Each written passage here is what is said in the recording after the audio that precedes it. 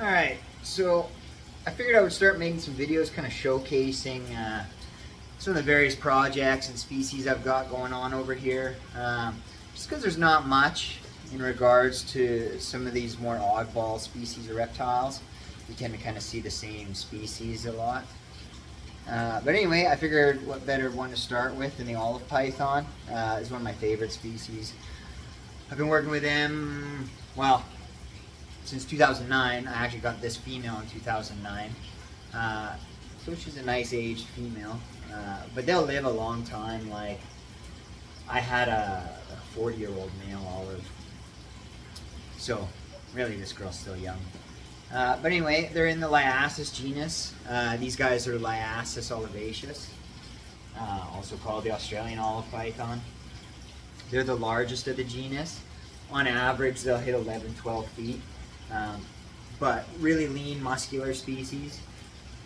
See, this girl's got a hold on me. Yeah, I raised this one up from, well, not a hatchling, but a juvenile anyways.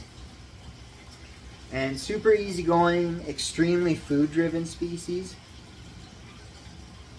Once you get them established, they love to eat.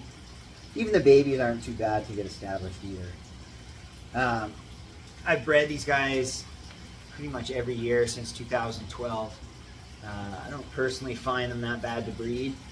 All I do is, come wintertime, like any time throughout October to December, is usually when I'll pair them up. And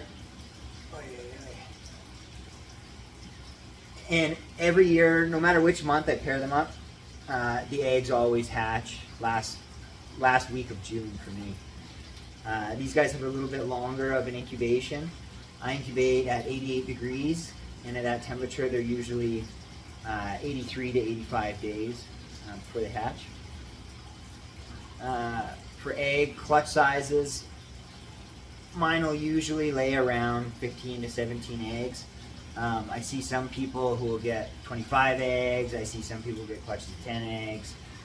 It varies. I think mine all started out laying 11 or 12 eggs, and then it seems to go up each time.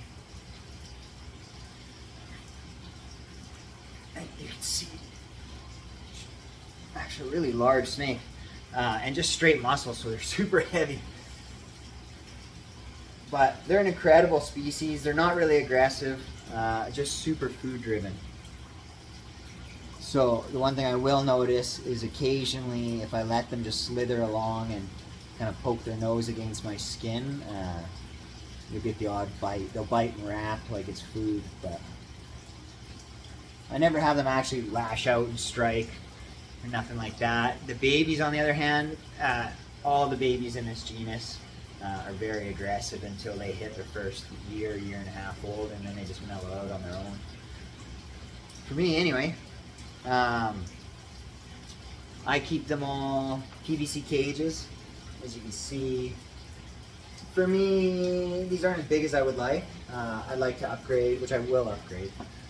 But currently they're in, I don't think they're quite 6 foot. They're 5.5 foot by 2.5 foot. I keep a basking light on one end, hooked up to a herpstat. So directly under the bulb during the day will hit 90, 92 degrees, which is a few degrees hotter than I keep all the other species in the genus. And then the ambient temperature in the cage during the day is 80 to 82.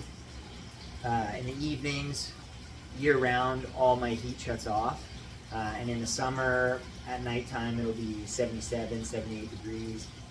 Whereas in the winter time, it'll drop down to 70 degrees, even 67, depending on where in the room they are. You can see just super muscular snake though. You can see the definition. They're not very common as far as in Canada anyways.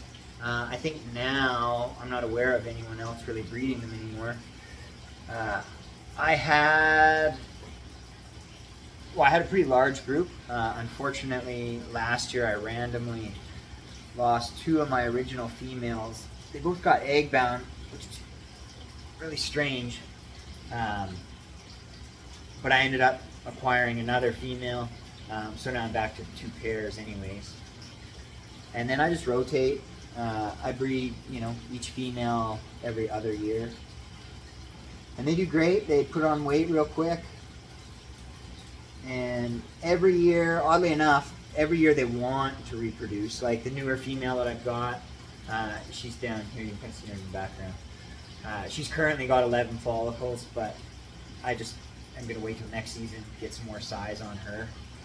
And then I'm currently pairing this female.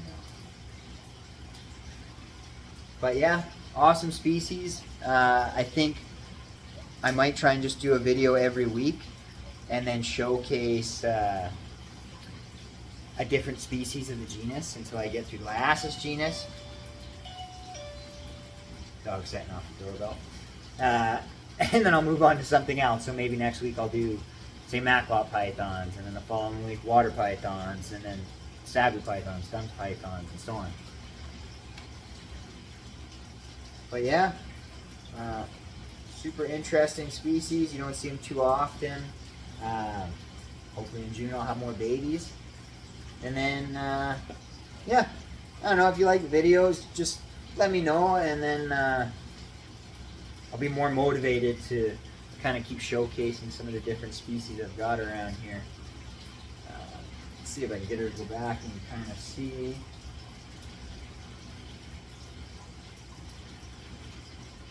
The actual size of this snake.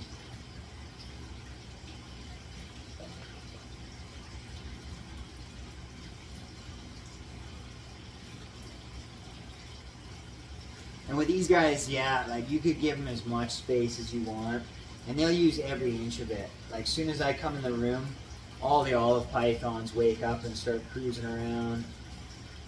Even sometimes, like I'll set them down on the floor, and they'll slither around, and they'll take their time thoroughly smelling everything that they pass. So really intelligent, inquisitive species. If you want something for a display, they're not super colorful, but they're super active. Like they'll climb, they'll burrow. They don't really go in the water a whole lot. Hence why I've moved down water dish size. Like I used to always give them big dishes to soak in, but I've never had one soak. So